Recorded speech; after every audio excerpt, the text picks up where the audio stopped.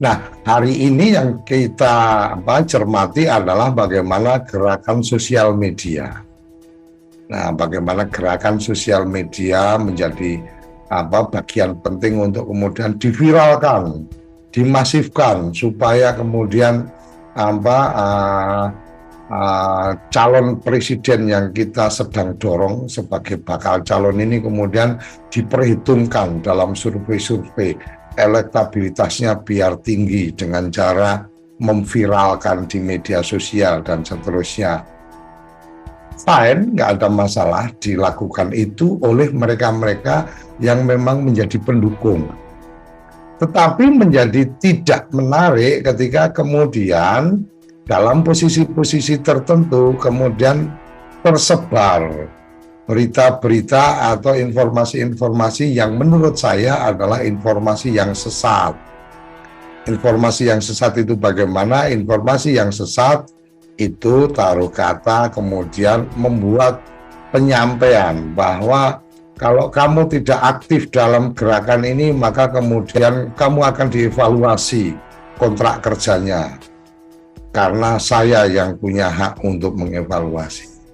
Tolong yang seperti ini jangan dilakukan, karena apapun teman-teman yang mungkin ada di level-level tertentu Anda memang punya kekuasaan untuk melakukan evaluasi kinerja.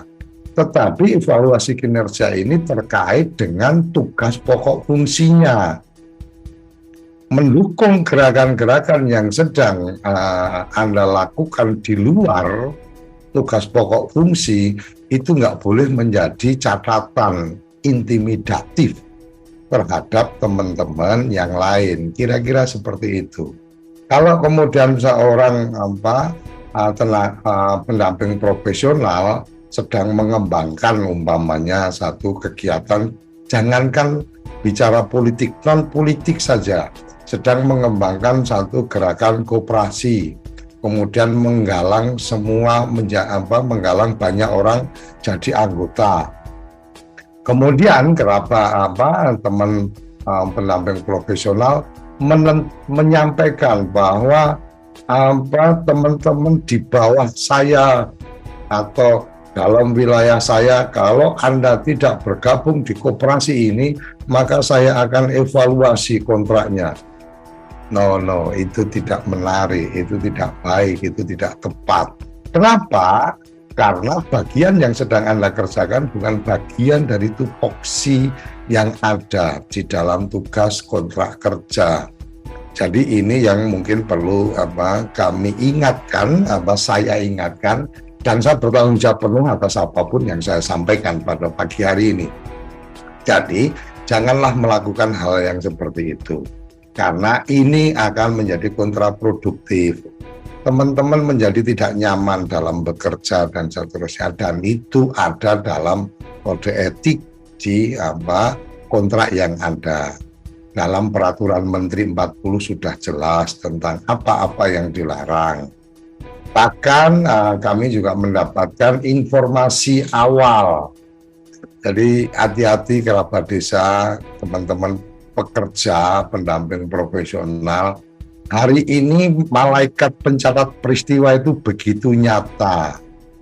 Jadi jejak digital itu tidak gampang dihapuskan. Hari ini Pak KPU membuat sistem informasi politik, Sispol. Di sana ada nama-nama yang bisa diakses. Oh, si A, si B, si C ini adalah anggota partai politik tertentu. Itu bisa dilacak. Kemudian hari ini juga ketika si A, si B, si C jadi pengurus partai politik, itu juga transparan, publik boleh tahu. Sementara dalam peraturan Menteri 40 2021 di huruf G tentang larangan itu disebutkan di angka 17. Jadi biar saya tidak salah, Peraturan Menteri Desa PDTT nomor 40 2021 tentang petunjuk teknis pendampingan masyarakat desa itu di dalam huruf G etika profesi TPP itu di huruf B itu disebut larangan, yang poin 17-nya adalah menjabat dalam kepengurusan partai politik. Dalam menjalankan peran dan fungsi sebagai seorang profesional, TPP dilarang menjabat dalam kepengurusan partai politik. Dan ini larangan. Kalau bicara larangan, kode etik itu kalau sudah menyangkut larangan itu bisa kemudian ketika ada bukti-buktinya itu kemudian bisa saja sidang kode etik, sidang etik, dan kemudian karena melanggar larangan itu bisa langsung diberhentikan. Jadi hati-hati teman-teman yang ingin bermain di wilayah politik, bermainlah yang cantik.